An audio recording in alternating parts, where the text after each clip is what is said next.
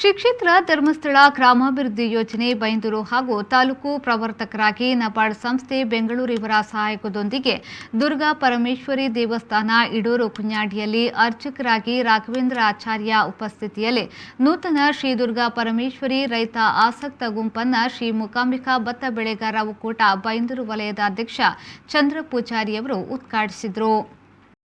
ನೂತನ ಗುಂಪನ್ನು ಉದ್ಘಾಟಿಸಿ ಮಾತನಾಡಿದ ಚಂದ್ರ ಪೂಜಾರಿಯವರು ಶ್ರೀ ಮೂಕಾಂಬಿಕಾ ಬೆಳೆಗಾರರ ಸಂಘ ಹುಟ್ಟುಹಾಕಿದ್ದು 2001ರಲ್ಲಿ ಪರಮಪೂಜ್ಯ ಶ್ರೀ ವೀರೇಂದ್ರ ಹೆಗಡೆಯವರ ಕನಸಿನಂತೆ ಈ ಸಂಘ ಹುಟ್ಟಿಕೊಳ್ಳಲು ಸಾಧ್ಯವಾಯಿತು ಹಾಗೂ 1,000 ರೈತ ಸದಸ್ಯರನ್ನ ಒಕ್ಕೂಟಕ್ಕೆ ಸೇರ್ಪಡೆ ಮಾಡಿರುವುದರಿಂದ ಕಂಪನಿಯಾಗಿ ಮಾರ್ಪಾಡು ಮಾಡುವ ದಿಸೆಯಲ್ಲಿ ಬೈಂದೂರು ತಾಲೂಕಿನ ಎಲ್ಲಾ ಭಾಗಗಳಲ್ಲೂ ಕಾರ್ಯಕ್ರಮವನ್ನು ಹಮ್ಮಿಕೊಂಡು ಆಸಕ್ತ ರೈತ ಗುಂಪುಗಳನ್ನಾಗಿ ಮಾಡಿ ರೈತರು ಬೆಳೆದ ಫಸಲಿಗೆ ನಿಗದಿತ ಬೆಲೆ ಸಿಗುವಂತೆ ಹಾಗೂ ಕೃಷಿ ಸಂಬಂಧಿತ ಮಾಹಿತಿ ಮತ್ತು ಆಧುನಿಕ ತಂತ್ರಜ್ಞಾನ ಬಳಸಿ ಕೃಷಿ ಮಾಡುವ ವಿಧಾನವನ್ನು ನಮ್ಮ ಒಕ್ಕೂಟದಿಂದ ತಿಳಿಸಿ ಕೃಷಿ ಯಂತ್ರಗಳನ್ನು ಕಡಿಮೆ ಬಾಡಿಗೆ ದರದಲ್ಲಿ ನೀಡುವುದರಿಂದ ರೈತರು ಸಂತುಷ್ಟರಾಗಿದ್ದಾರೆ ಎಂದು ಹೇಳಿದರು.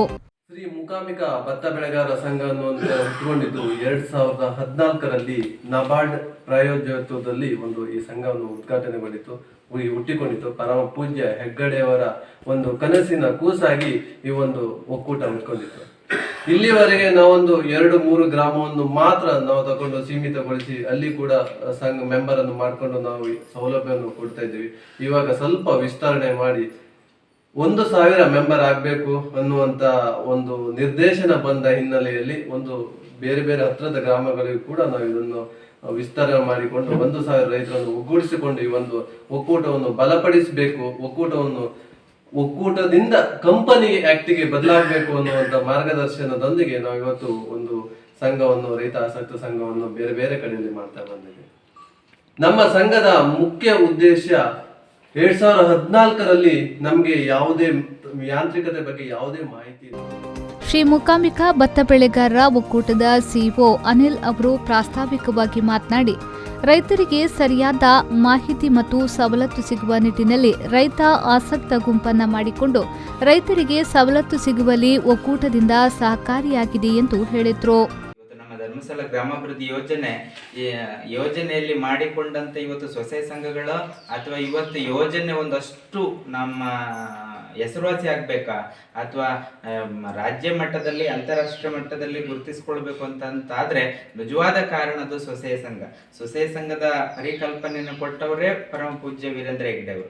ಸೊ ಆ ನಿಟ್ಟಿನಲ್ಲಿ ಇವತ್ತು ಈ ರೈತ ಆಸಕ್ತ ಗುಂಪನ್ನ ಆ ಕಲ್ಪನೆಯಲ್ಲಿ ನಾವು ಮಾಡ್ಲಿಕ್ಕಿದ್ದೇವೆ. ಅದು ಅನುಕೂಲ ಆಗ್ಬೇಕು ಅನ್ನೋ ಕಾರಣಕ್ಕೋಸ್ಕರ ಇದರ ಉದ್ದೇಶ ರೈತರಿಗೆ ಸಾಕಷ್ಟು ಗೊಂದಲಗಳಿದೆ. ಈಗ ನೋಡಿ, ಇಲ್ಲಿ ನಾವು ಮಾತಾಡುವಾಗ ಒಂದಷ್ಟು ಚರ್ಚೆ ಆಯ್ತು, ಒಂದಷ್ಟು ವಿಚಾರಗಳು ಒಬ್ಬರಿಗೆ ಸಿಕ್ಕಿತು, ಒಬ್ಬರಿಗೆ ಸಿಗ್ಲಿಲ್ಲ. ಒಂದು ಸಣ್ಣ ವಿಚಾರ ರೈತರಿಗೆ ಮುಟ್ಲಿಲ್ಲ ಅನ್ನೋ ಒಂದು ಕಾರಣಕ್ಕೋಸ್ಕರ. ಸೊ ಅದಕ್ಕಾಗಿ ಎಷ್ಟೋ ಜನ ರೈತರಿಗೆ ಇಲಾಖೆ, ಕೃಷಿ ಮತ್ತೆ ತೋಟಗಾರಿಕೆ ಇಲಾಖೆ, ಅರಣ್ಯ ಇಲಾಖೆ, ರೇಷ್ಮೆ ಇಲಾಖೆ, ಇನ್ನು ಬೇರೆ ಬೇರೆ ಕೃಷಿಗೆ ಸಂಬಂಧಪಟ್ಟಂತ ಇಲಾಖೆಗಳು ಸಾಕಷ್ಟಿದ್ದಾವೆ. ರೈತ ಆಸಕ್ತ ಸಂಘದ ಅಧ್ಯಕ್ಷ ಹಾಗೂ ಪೊಲೀಸ್ ಅಧಿಕಾರಿ ಅರುಣ್ ಗೌಡ ರೈತ ಆಸಕ್ತ ಗುಂಪಿನ ಉದ್ಘಾಟನಾ ಕಾರ್ಯಕ್ರಮದಲ್ಲಿ ಭಾಗವಹಿಸಿ ಅಭಿನಂದಿಸಿದ್ರು. ಒಂದೇ ಕಟ್ಟಿನ ಸುಳ್ಳಲ್ಲಿ ಮುರಿಯುವುದು, 4 ಕಟ್ಟಿ ಒಟ್ಟು ಸೇರಿದೆ ಮುರಿಲಿಕ್ಕೆ ಆಗುದಿಲ್ಲ. ಹಾಗೆ ಪ್ರತಿಯೊಂದನ್ನು ಯಾವುದನ್ನು ನಾವು ಒಬ್ಬರು ಹೋಗಿ ಕೇಳೋದಕ್ಕೂ 4 ಜನ ಹೋಗಿ ಕೇಳೋದು ವ್ಯತ್ಯಾಸ ಉಂಟು. ನಾವು 4 ಜನ ಹೋಗಿ ಕೇಳಿದ್ರೆ ಮಾತ್ರ ಅದರಿಂದ ನಮಗೆ ಎಲ್ಲ ಸರಿಯಾದ ಮಾಹಿತಿ ಕೊಡ್ತೀವಿ. ನಾವು ಒಬ್ಬನ ಹೋಗಿ ಕೇಳಿದ್ರೆ ಅವನಿಗೆ ಲಾಭ ಇತ್ತು ಅಥವಾ ಅವನಿಗೆ ಹೀಗೆ ಹೇಳ್ತಾರೆ.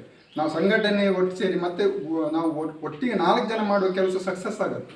ಯಾವುದೇ ಕೆಲಸ ಮಾಡಿ ಎಲ್ಲರೂ ಒಂದು ಮನಸ್ಸಲ್ಲಿ ಒಂದು ಗುಂಪು ಸೇರಿ ಮಾಡಿದರೆ ಆ ಕೆಲಸ ಮಾಡಲಿಕ್ಕೂ ಸುಲಭ, ಮತ್ತು ನಮ್ಗೆ ಏನೇನು ಅಡೆತಡೆ ಬರ್ತದೆ ಅದಕ್ಕೆಲ್ಲ ಉತ್ತರ ಕೊಡಲು ಸರಿ ಆಗ್ತದೆ. ಇವರು ಹೇಳಿದಾಗ ರೈತರ ದೇಶ ಬೆನ್ನೆಲುಬು ಅಂತಾರೆ. ಅದು ಮಾತ್ರ ಬೆನ್ನೆಲುಬು ಅಂದರೆ ರೈತರಿಗೆ ಬೇಕಾದ ಯಾವುದೇ ಸವಲತ್ತನ್ನು ಯಾರು ಸರಿಯಾಗಿ ತಿಳಿಸ್ತಾ ಇಲ್ಲ ಮತ್ತು ಸರಿಯಾಗಿ ಬರ್ತಾ ಇಲ್ಲ. ಹುಸೂರು ಧರ್ಮಸ್ಥಳ ಸಂಘದ ಸೇವಾ ಪ್ರತಿನಿಧಿ ರೇವತಿ ಶೆಟ್ಟಿ ನಿರೂಪಣೆ ಮಾಡಿದ್ರು.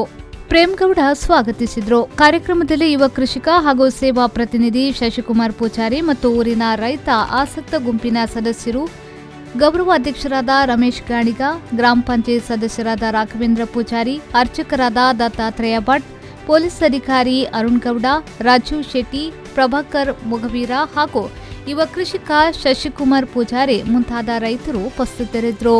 ಕೃಷಿ ಮೇಲ್ವಿಚಾರಕರಾದ ಮಂಜುನಾಥ್ ಅವರು ಸ್ವಾಗತಿಸಿದರು. ಮೂಕಾಂಬಿಕಾ ಭತ್ತ ಬೆಳೆಗಾರರ ಒಕ್ಕೂಟದ ಸಿಒ ಅನಿಲ್ ಕುಮಾರ್ ನಿರೂಪಿಸಿದ್ರು. ರವಿರಾಜ್, ವಿ4 ನ್ಯೂಸ್, ಬೈಂದೂರು.